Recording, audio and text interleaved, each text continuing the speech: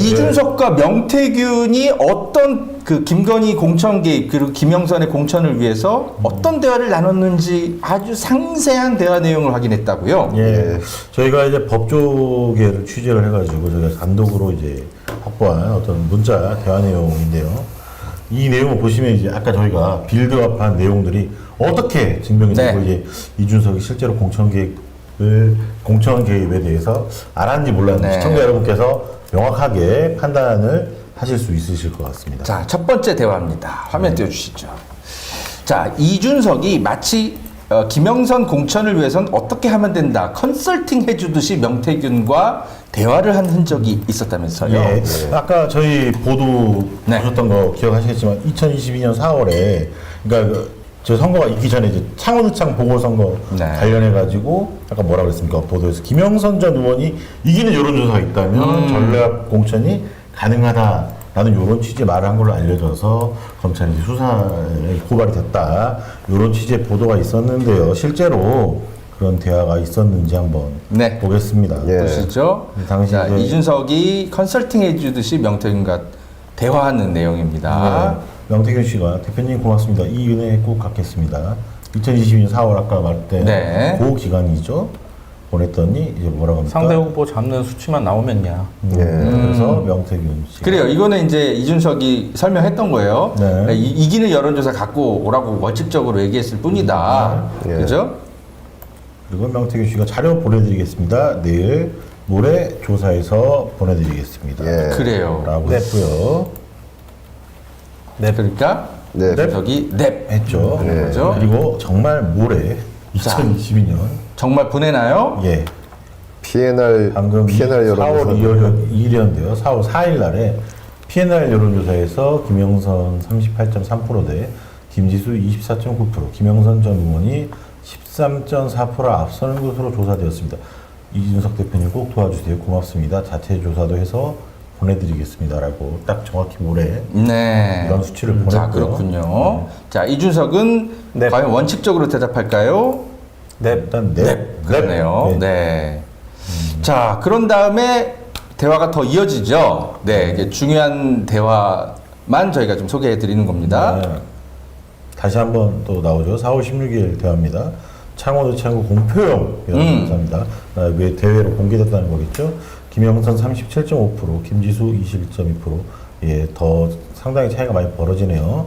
김영선 전 의원이 16.3% 앞서는 것으로 조사되었습니다. 아마 저 말 뒤에는 가로치고 그러니까 김영선에게 전략 공천해 주십시오라는 말이 아마 빠진 것 같은데요. 그거에 대해서 이준석은 예. 언론에 많이 보도되었으면 좋겠네요. 이게 굉장히 중요한 문장이네요. 왜냐? 원칙적인 수준에서 뭐 이기는 여론조사 뭐 가져오면 뭐 전략공천 알아서 뭐 위원장이 윤상현이 판단하겠죠가 아니라 이준석이 지금 뭐라고 얘기합니까? 언론에 많이 보도됐으면 좋겠네요. 그렇죠.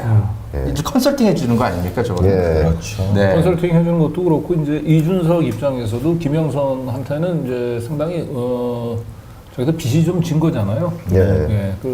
뭐 김영선이 이제 명태균을 소개시켜 줬고 그래서 명태균 도움으로 이제 당 대표도 됐고 했기 때문에 그 김영선은 어떤 식으로 보호는 해야 되는데 그렇다고 자기가 당 대표라고 해가지고 김영선을 그냥 꽂아놓을 수는 없잖아요. 네. 그래서 1차로 그러면 먼저 좀 이기는 여론조사 좀 만들어서 가져와 보세요.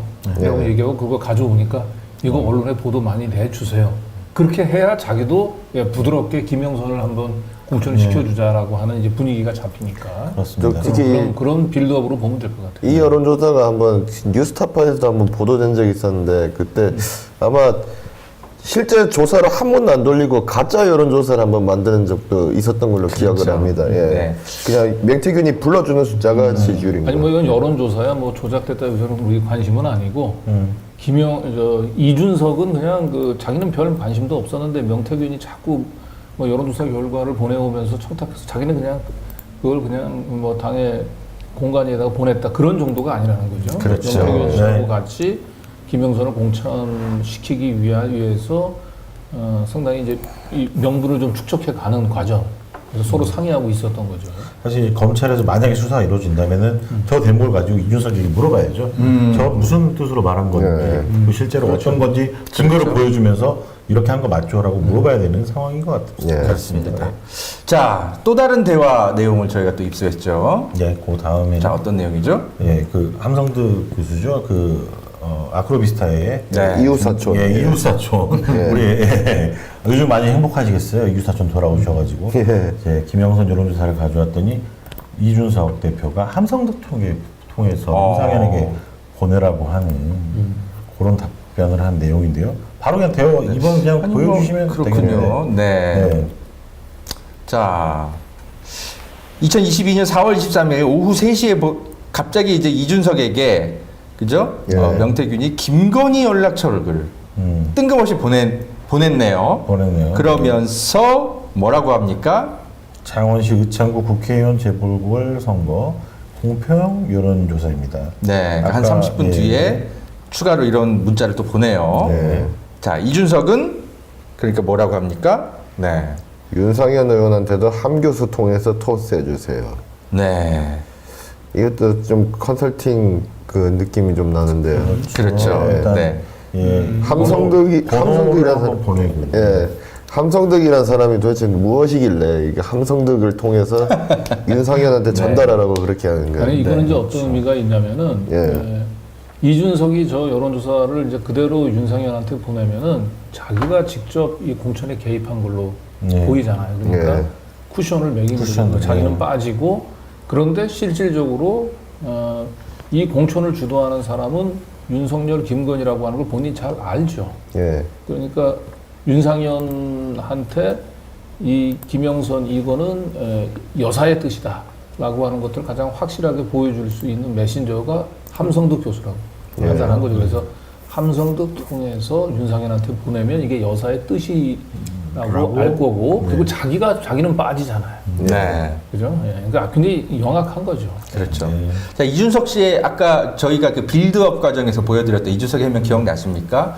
이런 거 나한테 보내지 마시고 네. 담당자가 이제 공천관리위원장이니까 윤상현 의원에게 보내세요. 네. 본인은 이제 그렇게 설명해줬다라는 거잖아요. 그런데 이 문자가 그렇게 보이십니까? 그게 아니에요.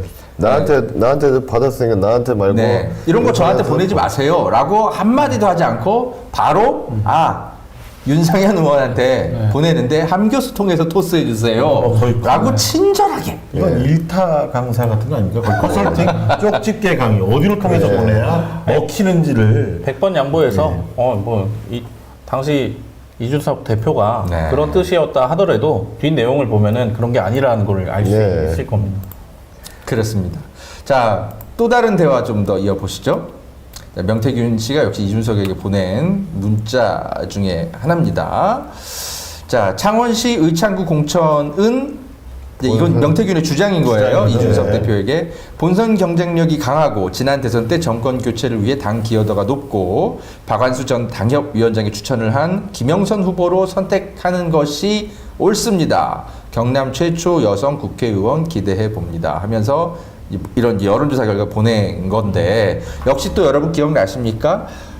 이게 지금 그 공천관리위원회에서 경남에 여성 의원이 네. 필요하니까 공천관리위원회가 그런 판단을 해서 전략공천을 한 거다라고 분명히 이준석은 그렇게 설명했어요. 그런데 네. 이제 여러분 이제 보셨듯이 공천관리위원회 주장이 아니라 명태균의 홍보 문구였던 것을 이제 정확하게 확인하시게 되는 겁니다.